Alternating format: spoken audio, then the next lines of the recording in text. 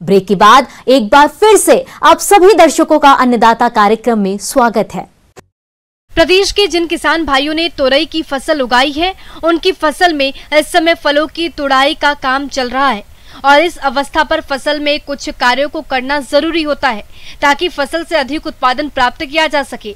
तो आप इस समय फसल में कौन कौन से कार्यों को करें, इस बारे में जानकारी दे रहे हैं विषय विशेषज्ञ संदीप चौहान। आज हम लेकर आए आपके लिए तोरई की खेती। तोरई की खेती में किए जाने वाले कार्य, जो कार्य होता है गर्मी के मौसम में, वो है सिंचाई प्रबंधन। किसान भाइयों को मिट्टी के आधार पर, फसल के आधार पर जो है और फसल की मांग अनुसार जो है इस समय सिंचाई करने की आवश्यकता है। अमूमन अगर बात करें तो तोरई की खेती में, तोरई की फसल में जो है 6 से 7 दिन के अंतराल में सिंचाई करने की आवश्यकता होती है। और जिन किसान भाइयों ने तोरई की खेती जो है ड्रिप के माध्यम से कर रखी है, टपक सिंचाई के माध्यम से कर रखी है, तो उनके लिए बहुत ही फायदेमंद टपक सिंचाई साबित होती है।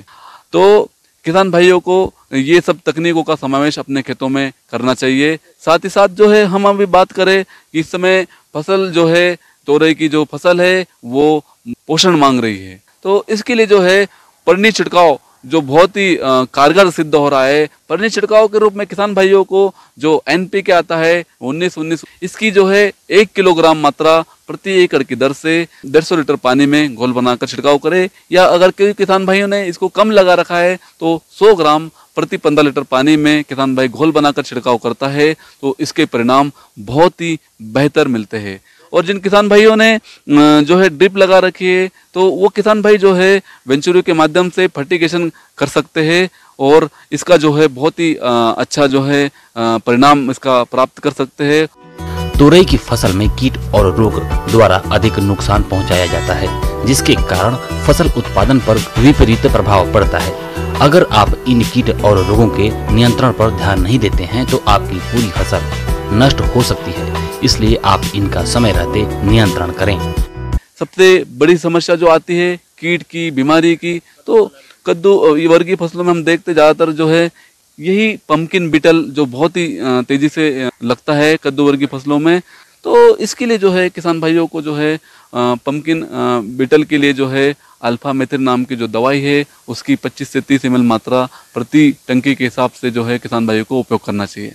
और दूसरा बहुत ही महत्वपूर्ण और किसानों के लिए नुकसानदायक कीड़ा है फल मक्खी, जिसकी चर्चा किसान भाई हर समय करता है। हम जब भी खेतों में जाते हैं, किसानों के खेतों में, तो यह कहता है साहब हमने तो बहुत अच्छे तरीके से ये खेती कर रहे थे, वो कीड़ा आता है, डंक मार के चला जाता है और हमारे उत्पादन को कमी करता है, हमारे उत्पादन को नुकसान पहुंचाता है।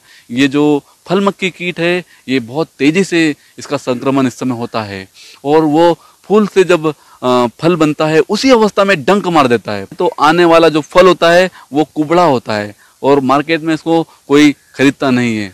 तो इसके लिए जो है आप फल मक्खी का जो है फेरोमोन ट्रैप बाजार में आता है। 1 एकड़ में इसको जो है शुरुआती अवस्था में अगर हमको चेक करने की बात करें तो 5 से 6 लगाना चाहिए और पूर्ण रूप से कंट्रोल करना है तो 10 से 15 अपने को उसमें लगाना चाहिए।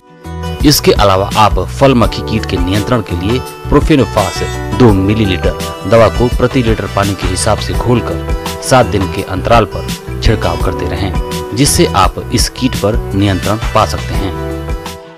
और इस समय हम देख रहे हैं किसान भाई इसको भूरी मस्सी बोलते हैं, पाउडरी मिल्ड्यू बोलते हैं। आप खेतों में गए तो बोले पाउडर सा हो गया है, पाउडर सफेद हो गया है।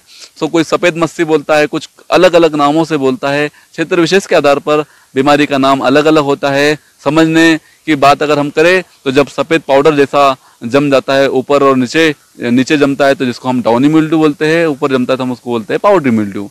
तो इसके लिए किसान भाई जो है तो कॉपर बेस्ड फंजीसाइड का इसमें उपयोग करे तो इसमें जो है अच्छे परिणाम किसान भाई को मिलते हैं। और किसान भाई जो है गर्मी के मौसम में ध्यान रखे कि फफूंदनाशक दवाई, कीटनाशक दवाई का उपयोग जो है वो संध्या के समय करे। जब तापमान कम हो जाता है उस समय जो है कीटनाशक और फफूंदनाशक दवाई का उपयोग करे। इससे जो है बहुत अच्छे परिणाम उसको फफूंदनाशक के मिलते हैं।